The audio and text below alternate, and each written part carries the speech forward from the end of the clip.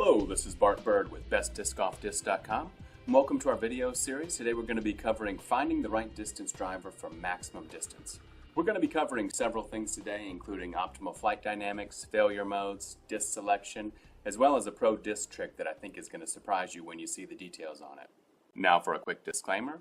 This analysis largely contains Innova brand discs. This is not because we're implying that they are the best for distance, but because it ultimately provided a good framework for the discussion that would provide the most relatable data to the largest number of viewers. In that vein, we will be using the popularized 4-category flight rating system. We're not going to be going into any of these in detail, but if you want to spend some time reading it, please pause now and then resume when you're finished.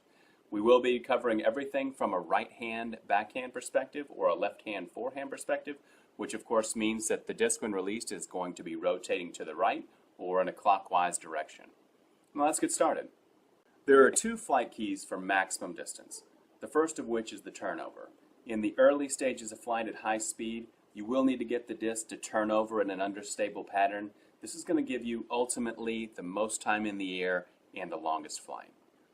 The second portion of that is a net straight flight. You're going to want the balancing fade at the end to bring the disc back to where it'll be landing in a generally straight line from the direction that you threw.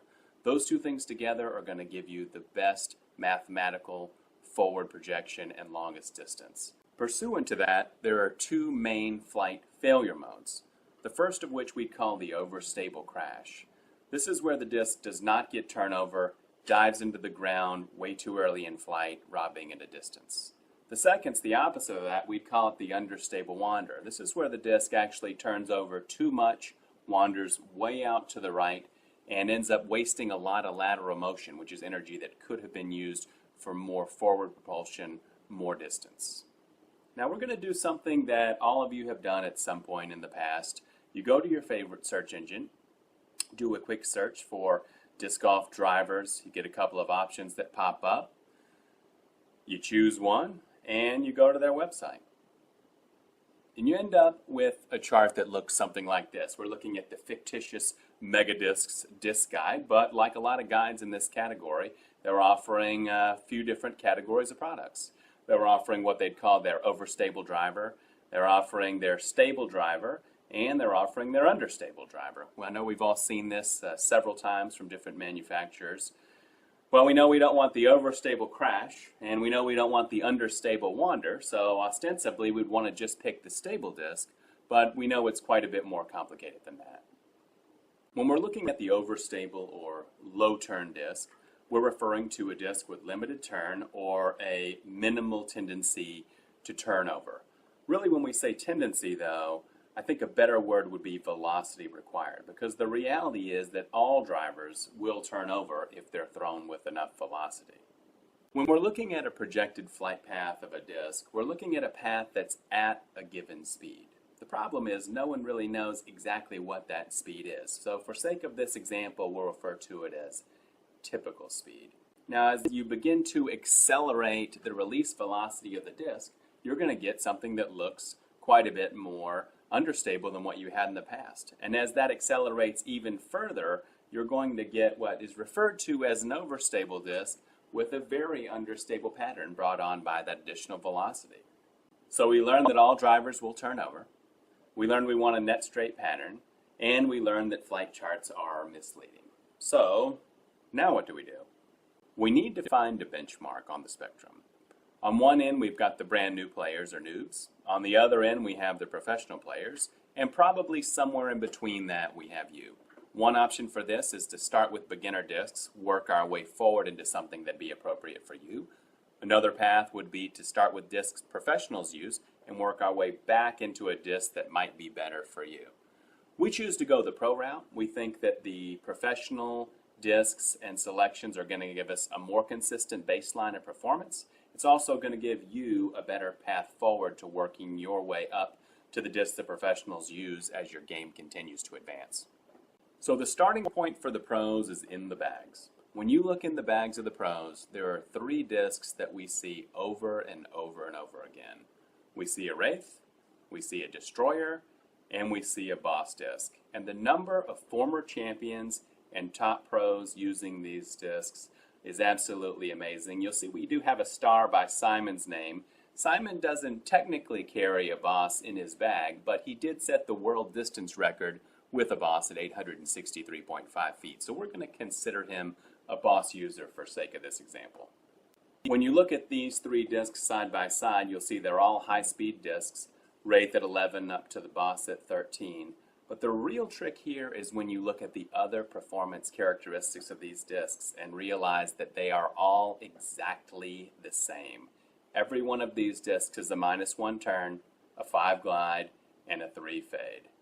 Now we're starting to get somewhere in terms of understanding what types of discs the pros are looking for. Now let's take that information back to our speedometer example. We've got a Destroyer, popular pro disc, and what their flight may look like.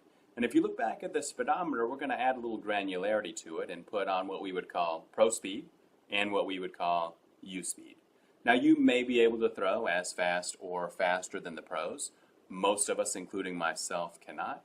And so with that same disc, at our reduced speed, we're going to get an overstable flight pattern robbing us of distance. Some people would say this means it's too much disc for us or more disc than we can throw, too fast, too stable. So let's make some adjustments. So here we have a grid for plotting our discs. Along one axis we have our speed, and along the top axis we have our turn. As you plot the three discs that we've discussed previously, they're all high-speed discs and an overstable turn level. If, as a player, you are unable to get these discs to turn over in high-speed flight, you've got a couple of different options. The first is to reduce the turn, move into a more understable pattern as indicated by the red discs, or reduce the speed of the discs as indicated by the two green discs at the bottom. Both of these are going to give you similar effects in a different way, make the disc easier to turn over, add a lower speed, and give you that optimal flight pattern that you're looking for at your release velocity. If these discs are still not performing the way you would need, still not turning over, your next step away from that would be one more step in the opposite direction, either move to a -3 turn or reduce your speed, or potentially some combination of both. As you make these adjustments, however, we recommend that you stay in this zone. We wouldn't recommend going any more over or understable than these discs because you're beginning to move too far out of the range. We also recommend that you keep your speed at 9 or higher, or you're really starting to transition out of a driver type disc. So let's say, for example, after some trial and error, you identified that the optimal S turn for you is coming from a disc that's a -3.9, which, just for sake of example, would be a Sidewinder.